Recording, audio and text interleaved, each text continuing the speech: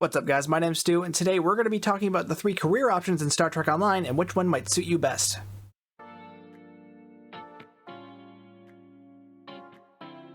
Most MMOs break up character classes into 3 separate categories: damage, tank, and healer. However, STO is a bit different.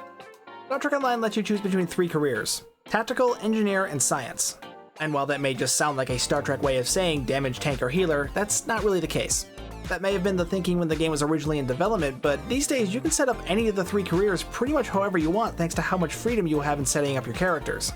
How you play the game is really going to come down to your ship, your gear, your traits, stuff like that. That said, there are still 2 things that make each career different from each other: what captain's abilities you'll have, and what kit modules you'll be allowed to use.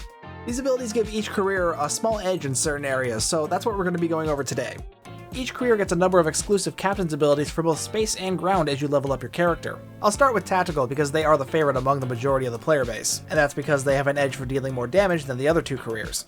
This is largely because of these first 2 abilities, Attack Pattern Alpha and Go Down Fighting. Attack Pattern Alpha provides buffs to bonus damage, crit chance, crit severity, and flight turn rate for 20 seconds, making it a very powerful ability. Go Down Fighting also gives a bonus damage buff for 15 seconds. It starts at 50% but increases as you lose more hull. Go Down Fighting can also only be activated if your own hull is at 50% or less, but there is a personal trait called A Good Day to Die that will remove this restriction, so you'll be able to activate it whenever you want.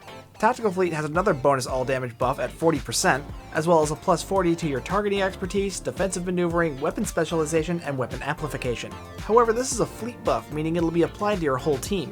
Each career has a different ability that provides different buffs. Multiple fleet buffs can be active at one time, but not multiples of the same fleet buff. So you can have Tactical Fleet, Engineering Fleet, and Science Fleet all active at the same time, but if someone else on your team activates the same fleet buff that you have, that'll be locked out for 30 seconds, because 30 seconds is the active time of the buff. Fire on my mark will reduce your target's damage resistance, making it easier to kill. Doesn't matter where the damage comes from, so this will help both you and your teammates. Vulnerability Assessment Suite gives an armor penetration buff to you and any allies within 5 kilometers of you. This buff will scale depending on how many allies it affects. This is another one that will be helpful to potentially the whole team. And lastly, Tactical Initiative, which will lower the recharge time of your Tactical Bridge Officer abilities by 45% for 45 seconds. Lowering your Bridge Officer cooldowns is a very important aspect to most builds. However, there are better, more reliable ways to do that, and once you have those, it makes this ability kind of redundant. That said, this would still be helpful in the earlier stages of the game when you don't have access to those other cooldown reduction methods. Like in space, each career will have its own unique abilities on the ground as well. These first 4 are basically ground versions of some of the space abilities I went over earlier. Targeting Optics increases damage, crit chance, crit severity, and perception. It also decreases enemy damage resistance and gives a chance to expose. So this one's kind of like the ground version of Attack Pattern Alpha. The ground version of Fire on My Mark is pretty much just like the space version, meaning it'll reduce your enemy's damage resistance. Strike Team buffs bonus damage, crit chance, and crit severity. This is a team buff, which functions just like the fleet buffs in space. It'll be applied to the whole team, each career has its own version. You can stack the different career buffs together, but you can't stack 2 of the same. The ground version of Tactical Initiative is actually a bit more helpful than the space version, because there aren't that many ways to reduce ability cooldowns on ground like there are in space. Though there are other ways, so don't feel like you need to select Tactical to excel at ground combat. Lastly is Security Escort. This one's pretty self-explanatory. It'll beam 2 Security Escort NPCs to fight alongside you, though there are duty officers that give you a chance to increase that number of escorts. Engineers are a bit better at survival than the other 2 careers, but they also come with some nice offensive abilities as well, making them a bit more ideal for a mix of damage and tanking. The first engineering captain's ability is called Rotate Shield Frequency. It buffs the damage and drain resistance of your shields and gives them a small heal over time. Now, as someone who's mained an engineer for about 12 years now, I gotta say, I really hate this ability. This thing is next to useless. Seriously, a little bit of shield regen never helped anyone, and I really wish they would rework this ability. Don't worry, it gets better from here, so don't write off engineers just yet. Next is Miraculous Repairs, which is just a big hull and shield heal. It also reactivates any subsystems that might be disabled. This one's actually really helpful when taking a lot of damage from enemies.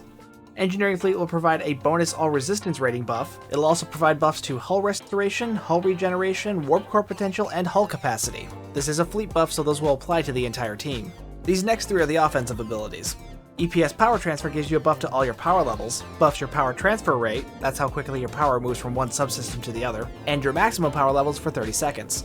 Nadion Inversion buffs your resistance to subsystem power drain, and reduces your weapons power cost by 100%. These two are very useful on energy weapon builds. And lastly, intrusive energy redirection.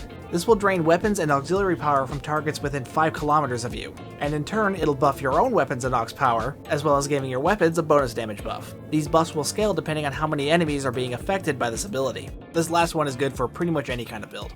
For ground, these first 3 aren't exactly my favorite. Reroute power to shields is a lot like rotate shield frequency, so you can imagine how I feel about that, though I will say it is a bit more useful on ground than it is in space. Cover shield is pretty self-explanatory. It summons a physical shield right in front of you. You can't be targeted from behind the shield and you can't shoot through it. You also can't walk through it. Honestly, this thing is more annoying than anything else. All it does is get in the way. There is only one TFO in which I have found this ability to be useful, and that's Pavo Dissension. It's actually kind of useful for keeping those crystals alive, but anywhere else, it's just in the way. Engineering proficiency is the team buff. It grants a bit of shield regeneration and a bit of damage resistance. That's about it. Not great buffs, but I guess they're better than a kick to the head. Having this next ability though makes it worth putting up with those first 3. Orbital Strike. This one's pretty self-explanatory. A giant energy beam will shoot from the sky, striking anything within its area of effect, and is very satisfying to activate. There's also a personal trait for engineers called Orbital Devastation. This turns Orbital Strike into Orbital Chasing Beam, which is actually more effective in combat. This last ability has a nice mix of both offensive and defensive abilities. Support Drone Fabrication. Like the name suggests, this summons a little support drone that will assist you in combat in various ways. It has a standard energy beam attack that it can use against enemies, and is capable of using the abilities Equipment Diagnostics, Quick Fix, and Shield Recharge, which it can apply to itself, you, or any of your teammates. Science characters have an edge for debuffing enemies, as well as providing other support buffs for you and your team. Sensor Analysis is an AoE damage resistance and stealth debuff. It focuses on one enemy, debuffs it and anything nearby it. It also provides a stealth debuff, but honestly that's not really a big deal in PvE content. It's a lot more useful in PvP, but PvP in Stow is kinda dead. Subnucleonic Beam removes all buffs from a target as well as reduces their damage output by 75% for 30 seconds. This ability is very useful for fighting boss level enemies and TFOs. Some of them have very powerful abilities and this can interrupt them, which is useful for not getting hit by crazy powerful boss attacks. This ability can also lower the recharge time of your target's bridge officer and captain's abilities, but again, that's more of a PvP thing.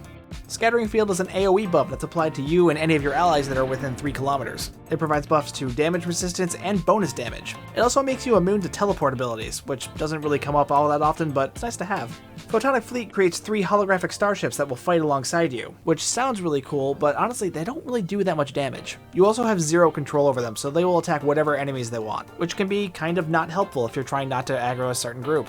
Science Fleet provides a 40% buff to shield resistance, as well as plus 40 to shield restoration, shield capacity, drain expertise, and control expertise. Shield buffs in general really aren't that great in Star Trek Online. It's too easy to break them down unless you throw all your effort into shield regeneration. There are much better and much easier ways for survival, but the drain and control expertise would certainly be nice on certain builds. And lastly, Co-opt Energy Weapons. This creates a 5 kilometer AoE field around you. Enemy energy weapon damage fired within that field will be reduced by 100%, and 10% of the intended damage will be turned into a heal. Certainly an interesting tanking ability. On ground, science characters still have an edge for debuffing and support. Tricorder Scan is basically the ground version of Sensor Scan, providing an AoE debuff to damage resistance and stealth. Neural Neutralizer is a placate ability, meaning it'll confuse an enemy target. Dampening Field is an AoE debuff that will affect enemy energy weapon damage and environment damage. Nanoprobe Infestation applies an energy damage resistance debuff to an enemy target, which can also spread to nearby targets. And lastly, the team ability, Scientific Aptitude. This buffs your hit points and your shield regeneration, and buffs several skills that are basically resistances to different control effects. I've already mentioned certain ways to enhance these captain's abilities. Most of these will have some way of buffing them, whether it be a personal trait or a duty officer. How the ability is altered will depend on the ability itself and whatever duty officer or trait is altering it. There are definitely too many to go over in just this video, but if you're looking for other ways to enhance your captain's abilities, I'd recommend going through the Stow Wiki. They have articles on each captain's ability, and those articles should link you to ways to enhance those abilities. Now, ground has one other difference between the 3 careers, and that's kit modules. Kit modules are going to be where a lot of your ground abilities will come from, and a lot of older kit modules are still bound to specific careers. A lot of the tactical ones are more damage focused, either through buffing your weapons damage or creating some sort of damage ability. Engineers are more tactical focused, either focusing on turrets or drones that'll do the damage for them, or other technical abilities that give buffs or heals. A lot of science kits deal in exotic damage, stuff that manipulates the environment around you to deal damage. They also have a number of healing abilities for those of you wanting to go more the medical route. Though with the sheer number of universal kit modules in the game these days, those are kit modules that can be applied on any career. There are plenty of other ways to set up your ground build, regardless of career. So yeah, those are the differences between tactical, engineer, and science characters. Ultimately, the best advice I can give you is play one of each career and see which one you like best, but hopefully this gives you a jumping off point. I plan on doing more of these guide videos for new and inexperienced players for Star Trek Online, so if there's a topic you guys want me to cover, please let me know in the comments. Please be sure to like, comment, subscribe, hit the bell for notifications. It's YouTube, I know you've heard it before, but it really does help the channel, I do appreciate it. My name's Stu, and I'll see you guys next time.